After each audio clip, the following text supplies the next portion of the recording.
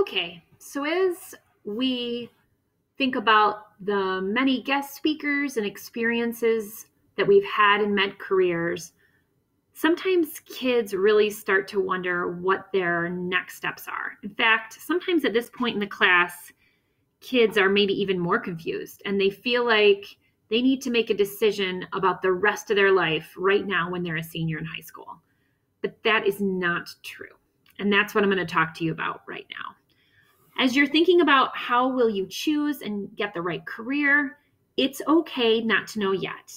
And I imagine many of you are thinking, but I have to pick a college and I have to pick a major and courses next year. Well, what if I told you that we could go ahead and build a schedule for you that would work for all of these possible careers?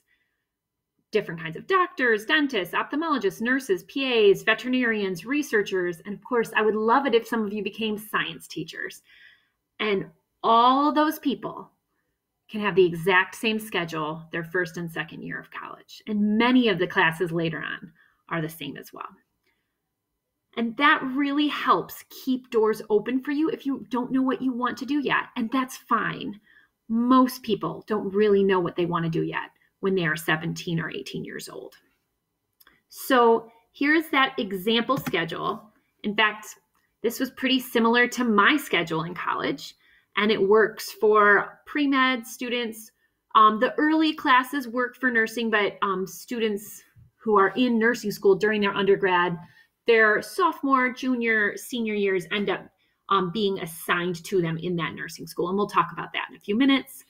But as you can see, you're gonna go ahead and your freshman year, you're going to take Calc 1 and either Calc 2 or statistics. You'll take Biology 1 and Biology 2, the Biology 1 lab and the Biology 2 lab. You'll take Inorganic Chemistry 1, Inorganic Chemistry 2, and you'll take at least one lab there. If you have room, you might take an English class and you might take a humanities class. Now, I imagine some of you are sitting there thinking, well, I have AP credits. Great. You're going to want to check out the school that you're interested in and see something called the AP course equivalencies or the IB course equivalencies and see if the course that you have to take in college is already taken care of by your AP course. And every university is different about that. And I can help individual kids look at that as well. And then your sophomore year, you've got Physics 1, Physics 2, the labs that go with those, and then something called Organic Chemistry 1 and Organic Chemistry 2, and the labs that go with that. And you might get into some physiology or some other classes. You'll notice these ones in green start to become a little bit more flexible. And you might fit in some of your social science and your humanities because everybody who graduates has a certain number of prerequisites that might not specifically be lined up with their major. And I want you to pay attention carefully to a very specific order that's going on here. Notice how you're going to take Inorganic Chemistry 1, then Inorganic Chemistry 2, then Organic Chemistry 1, then Organic Chemistry 2. That order is really important because in most universities, there's prereqs. And if you don't take one of those, you can't make up the other. You have to take them in order. That's kind of a long stretch. And then after that second Organic Chemistry 2, then your junior year, you have to take many times either one or two biochemistry classes. So Biochem 1 and Biochem 2. And most of you who are trying to go into one of these pre-professional medical professions or any sort of science degree is going to need to get to that biochem class. And there are 4 prereq classes plus the labs that have to happen before getting to biochem. So I really always want to point that out to kids. Now, some of you took AP chemistry, and in a lot of schools, AP chemistry ends up taking care of inorganic 1 or 2. But if you get that part taken care of, the inorganic 1, inorganic 2, Orgo 1, Orgo 2, and then get to biochem, the rest of this stuff can really fall into place. You can see that this schedule is going to work for lots of people and lots of different kinds of majors. And I know this can feel a little bit overwhelming at first, but I want to remind you that you don't have all of these classes every day, and you have plenty of time built into your week that you should spend studying and digging into these classes. And then as your junior year and your senior year come along, that's when you really get to take those classes that you might be super excited about. This is when I fell in love with genetics, and I got to take an entire class on evolution and entire class on ecology, and because I really started to fall in love with biology. While someone who is really interested in neurology or micro, they might take more of these other classes as well. Now, the other thing some people choose to do in their junior year is they choose to schedule things a little bit lighter, maybe a fewer classes in their junior year to make some room for time to study for either your MCAT or or other major test focus. Now, if you are interested in nursing, most bachelor degree nursing programs, your direct admit, which you are already admitted in the fall of your freshman year, and they know in advance what they'll do the schedule for you in that situation. But most nursing programs at the end of their freshman year, they're applying. So your schedule and your courses that you select for your freshman year will be very similar to this and pretty important. But then your sophomore, junior, and senior year courses will look specifically different if you're going into nursing. So what you're going to start doing this week is building your own schedule. For your Med Careers Project 2, I want you to think about that career. It might actually be the career that you yourself are interested in. I'm hoping that's how it ended up. And I want you to pick a school of interest, a university, and I want you to find the pre-professional section of their website. I want you to go ahead and look at what course requirements they put on their pre-professional section. And then I want you to organize those course requirements into some sort of schedule. And when you do that, pay attention to prerequisites. Remember the stuff I said about, for example, organic chemistry. You need to take regular chemistry, which is called inorganic 1 and inorganic 2, before you can get into organic chemistry. So getting things in the right order is important. I can help you do this stuff too, but at least this will get you started. And I'm going to model a couple here. So let's go ahead and look at some required classes. Let's take a look at Michigan State University's pre-nursing. If you go to their website, they talk about traditional BSN. So those are students who are working on getting their bachelor's degree in nursing.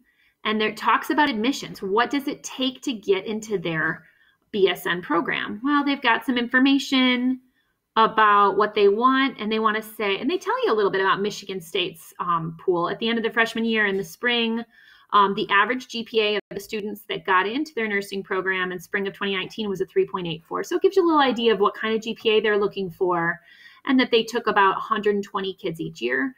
But here is what I want you to dig into. Your admission prerequisite courses. What kinds of science courses do you need to be taking your freshman year? So you want to make sure you have general chemistry. This is Chem 141 at Michigan State is basically inorganic chemistry 1. They're looking for this BS 161, which again is a biology 1 class, and then an anatomy class. They also want you to make sure you have your tier 1 writing requirement, which at Michigan State, if you have a 4 or a 5 on either AP Lit or AP Lang, that counts for your tier 1 writing requirement. And they want you to have at least college algebra. So maybe you would choose to take, if you're already past that, maybe you would choose to go ahead and take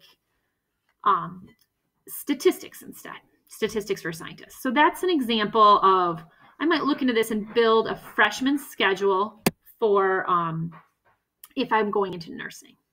Now, what if instead I have a different program I'm interested in? Like, for example, I'm trying to do a different kind of pre-health. Now, University of Michigan has a page that says basic pre-health science classes, and it gives you some information about AP credits, but it tells you we need some introductory biology classes, biology 1, biology 2, and a lab.